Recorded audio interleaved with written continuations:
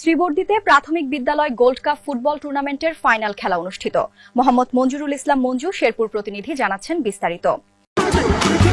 বড় আয়োজনে প্রয়োজন বড় প্যাক, রুচি চানাচুর 300 গ্রাম ও 500 গ্রামের ফ্যামিলি প্যাক, এক প্যাকে পুরো পরিবার।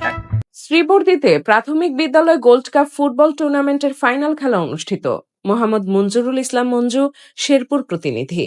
শেরপুরের শ্রীবর্দীতে প্রাথমিক বিদ্যালয় গোল্ড কাপ ফুটবল টুর্নামেন্ট বালক বালিকা 2026-এর ফাইনাল খেলা অনুষ্ঠিত হয়েছে।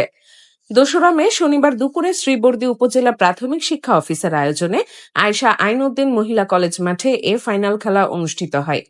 উপজেলা নির্বাহী অফিসার মনীষা আহমেদের সভাপতিত্বে এতে প্রধান অতিথি হিসেবে উপস্থিত থেকে বিজয়ী রানার্স আপ ও সেরা খেলোয়াড়দের হাতে পুরস্কার তুলে দেন শেরপুর 3 সংসদীয় আসনের সংসদ সদস্য ও বিএনপির জাতীয় নির্বাহী কমিটির সদস্য মাহমুদুল হক রুবেল। এতে বিশেষ অতিথি হিসেবে উপজেলা বিএনপির আহ্বায়ক আব্দুর রহিম দুলাল, সদস্য সচিব আব্দুল্লাহ আল মামুন দুলাল, শ্রীবর্দী থানার পুলিশ পরিদর্শক তদন্ত মোহাম্মদ আব্দুল লতিফ উপস্থিত ছিলেন।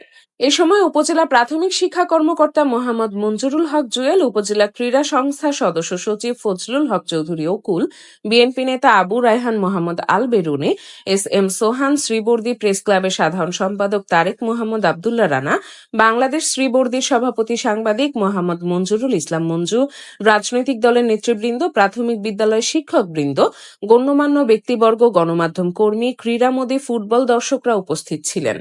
উল্লেখ্য, উক্ত ফাইনাল খেলায় বালক বিভাগে চিথলিয়া সরকারি প্রাথমিক বিদ্যালয় ও বালিকা বিভাগে ঝগড়ারচর সরকারি প্রাথমিক বিদ্যালয় চ্যাম্পিয়ন হয়।